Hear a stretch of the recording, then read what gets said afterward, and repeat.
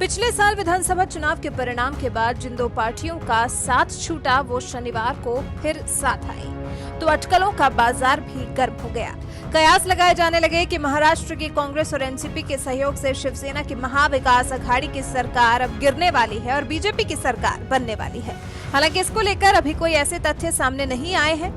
बस शिवसेना सांसद संजय राउत ने राज्य के पूर्व सीएम देवेंद्र फडणवीस से मुलाकात की है। इस मुलाकात पर महाराष्ट्र बीजेपी के मुख्य प्रवक्ता केशव उपाध्याय की सफाई के बाद खुद शिवसेना प्रवक्ता संजय राउत ने भी मामले पर अपना पक्ष रखा है। संजय राउत ने कहा कि मैं कुछ मुद्दों पर चर्चा करने के लिए शनिवार को देवेंद्र फडणवीस से मिला था। वो पूर्व सीएम हैं, इसके अलावा वो महाराष्ट्र में विपक्ष के नेता हैं और बीजेपी के बिहार चुनाव प्रभारी भी हैं। संजय राउत ने आगे बहुत ही महत्वपूर्ण बात कही, हमारे बीच वैचारिक मतभेद हो सकते हैं लेकिन हम दुश्मन नहीं हैं। सीएम उद्धव ठाकरे को इस बैठक के बारे में पता था।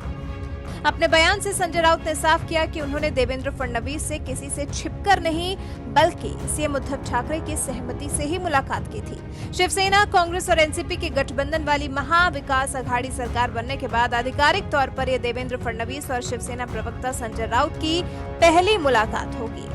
जानकारी के मुताबिक ये मुलाकात एक लग्जरी होटल में हुई थी। मुलाकात से पहले ही शिवसेना प्रवक्ता ने अकाली दल के एनडीए से अलग होने पर कटाक्ष किया था। संजय राउत ने कहा था कि एनडीए के मजबूत स्तंभ शिवसेना और अकाली दल थे। शिवसेना को मजबूरन निकलना पड़ा और अकाली दल भी बाहर हो गया। एनडीए को अब नए साथी मिल गए हैं, मैं उनको शुभकामनाएं देता हूं। जिस गठबंधन में शिवसेना और अकाली दल नहीं, मैं उसको एनडीए नहीं मानता। और फिर जो मुलाकात बीजेपी और शिवसेना के बीच में हुई उस पर बीजेपी ने भी अपनी सफाई पेश की थी।